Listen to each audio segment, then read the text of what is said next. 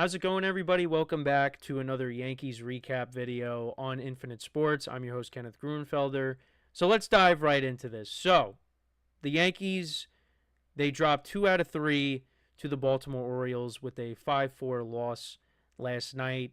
This series definitely could have went a lot better for them. I mean, you could have made the argument they could have won the series or even swept the Orioles. But the Yankees just didn't do enough to win this series. And like I said, they dropped 5-4 to the Orioles last night. Carlos Carrasco was the starter last night. He did not pitch well. He only lasted 3 1/3. His ERA is now up to almost 6. It's at 5.9. And, gave up a couple of home runs. Ryan Mountcastle, who hasn't been doing well this year, but he hit a 2-run homer. Ramon Arias had a home run in this game as well. And this is after, in the first inning, Aaron Judge hits his 10th home run of the season. And we'll talk about Aaron Judge in this video, of course, because of his numbers, where he's at right now as we are in May. But Aaron Judge puts the Yankees up 2-0 in the first inning, and, you felt good about things. I mean, obviously the Yankees had a long way to go in that game, but you were hoping that that would propel the Yankees to a win, lead to more scoring, lead to a win, but that ended up not being the case. But yeah, this, a couple of home runs, Carrasco surrendered, and, the Yankees weren't able to, come back into the game. I mean, you thought maybe similar to what happened in the first game, but that ended up not being the case. They ended up losing the game, like I said. But yeah, Judge hits a home run in the first inning, and then, they put up a 4 spot. There was an RBI single by Adley Rutschman, so that put the Orioles up 4-2. And then they were able to get another run in the 5th inning. Tim Hill, who's been solid all year, ran into some trouble, had a couple of walks, and then Volpe booted a double play, and then that eventually led to another run. Fernando Cruz came in, and he's been really good for the Yankees. That was a very good trade that they made in the offseason, trading Jose Trevino for him. But yeah, that gave the Orioles 5 runs. The Yankees, like I said, they did try to claw back into it.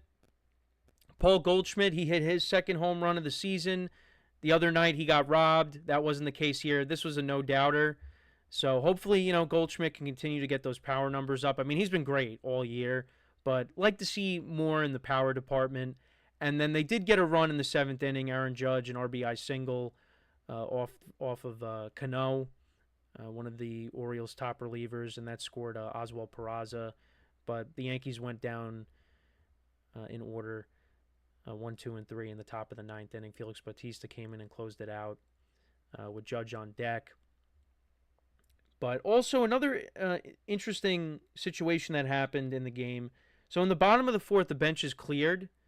So Kjerstad was stealing second.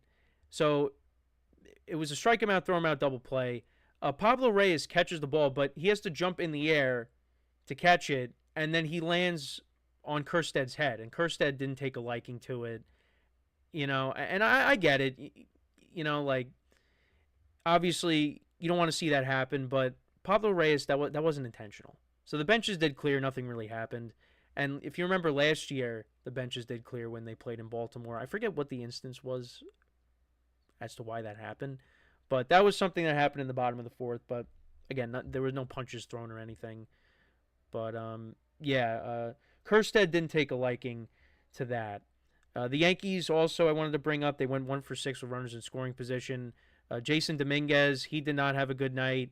Had a couple of strikeouts. He went 0 for 4. He struck out on an off-speed pitch from the left side late in the game. They had Cody Bellinger coming in pinch hit. He didn't start the game, and he struck out on a high fastball. He's been having a problem with that. It looks like he's starting to get out of that slump that he's been in because, yeah, he's gotten off to a rough start. But, yeah, he struck out in a big spot. But, yeah, it was a rough night for the Yankees. And, look, the bullpen has been solid. Devin Williams actually came in again last night, and he pitched a scoreless inning, so that's good, to see. And hopefully, we can continue to build on that. But, I mean, you look at this Yankees rotation. It's tough right now, with Carlos Carrasco being in the rotation. And he did a good job, getting out of the first inning. There were a couple of guys on base, but he was able to work out of it. But unfortunately, gave up a couple of long balls, and the Yankees weren't able to get back into the game offensively. But what teams are doing, and they say this constantly on the broadcasts, is they load up on those lefties in the bullpen because the Yankees cannot hit left-handed pitching. A lot of these guys cannot hit left-handed pitching because what happens is, you got guys like Dominguez, like Oswaldo Cabrera that got a hit from the right side, and they can't get it done. Now Cabrera's both guys actually have gotten big hits from the right side, but they're far and few between. With Dominguez, he had that bases clearing double right against, I think it was against Kansas City, but that's really it. I mean, he can't do anything from the right side, and you have to wonder, do you abandon that and just hit from the left side? Because if you look at Dominguez's splits, I mean, it's like the difference is astonishing. He's batting 300 from the left side. From the right side, he's batting under 100. So, and it's just, you go back to 2009, right? The Yankees had I think they had 4 switch hitters in their lineup: Swisher, Posada, Teixeira, and Melky Cabrera. And all those guys could hit from both sides of the plate. Now you flash forward to 2025, we got a couple of switch hitters, and they can't hit from the right side. They can only hit from the left side. So, I mean, again, do you abandon it and just hit from the left side where you're more comfortable? But, look, the Yankees, they're still in first place. The Red Sox lost yesterday to the Blue Jays in walk-off fashion, I believe. So they're still a game and a half up. They're off today. So, now they got a series with the Rays coming up, and then you got the Padres the following week, which it's going to be a tough series. But, look, the lineup, I think, is solid. I think there's maybe a bat that they need to go out and get at the deadline. I don't know who that's going to be, unless they say, hey, we're getting Stanton back. That's going to be our acquisition. But where is Stanton going to play? That's, the question we're going to have to keep asking until he comes back. But I do think they need another bat. And I think maybe a starter. I think the bullpen's fine. I think once you get Jonathan Loáisiga back, I mean, that strengthens your bullpen even more.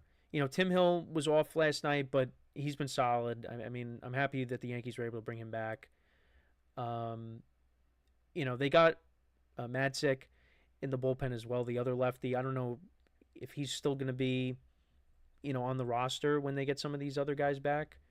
Also with Ryan Yarbrough, is he going to still be on the team when you get Loáisiga back? Like, the Yankees are going to have to make a move when Loáisiga does indeed come back. But, I mean, you got Ian Hamilton, you got Devin Williams, you got Luke Weaver, Mark Leiter Jr., Fernando Cruz. I mean, these guys have been doing really well. Well, not Devin Williams, but the other guys.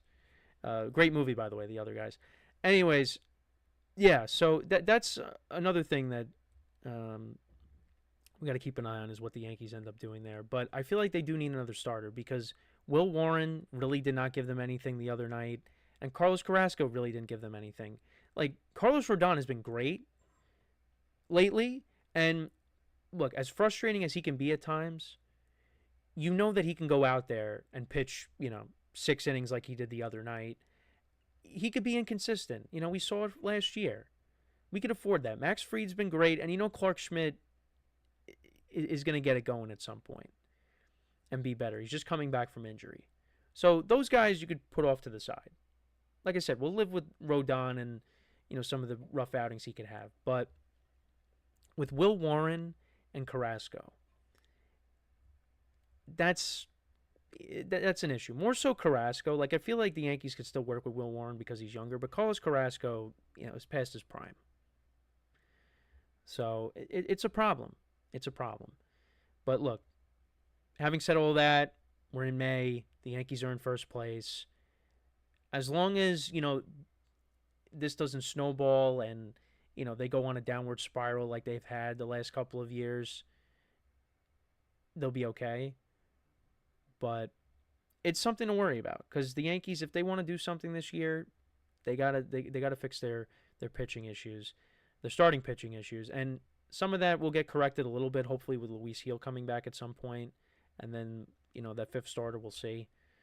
But yeah, no, the starting pitching is a concern because when you start going up against teams like the Padres and they're going to be facing National League teams more so besides the Padres. You got the Mets coming up in a couple of weeks. You got the Dodgers in the beginning of June, the World Series rematch. There's there's some really good teams coming up on the schedule, and they haven't played the Red Sox yet. They don't play the Red Sox till I think the second week of June, which is weird how they're playing them so late in the season, but that's how it goes. So, but yeah, I mean, to lose 2 out of 3 to the Orioles is tough, because they're not playing well. Pitching isn't great, and the Yankees could have won those two games that they lost. They definitely could have. So, but I like what I've been seeing from Volpe. Volpe's been having better at bats. We've talked about this on the previous recap video, so hopefully that continues. And obviously, we got to talk about Aaron Judge. So we go into May, and last night he was 3 for 3 with a walk in 117 at bats this year. He is batting .427. He's got 10 homers, 32 RBIs, 3 stolen bases, and a 1282 OPS. Now, .427.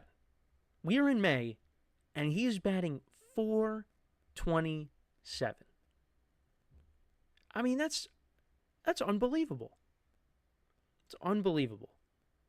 And you go back to last year, same amount of games up to this point.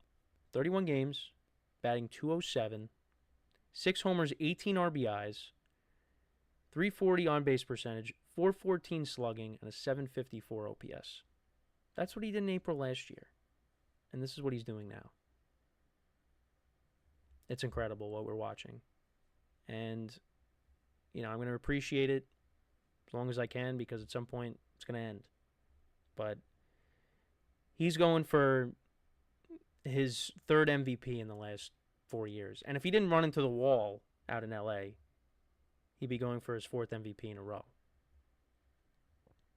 So, yeah, he's been off to a great start, and you hope that continues. I mean, there's going to be, a few blips during the year where, he's going to slow down. It's going to happen. It's a long year.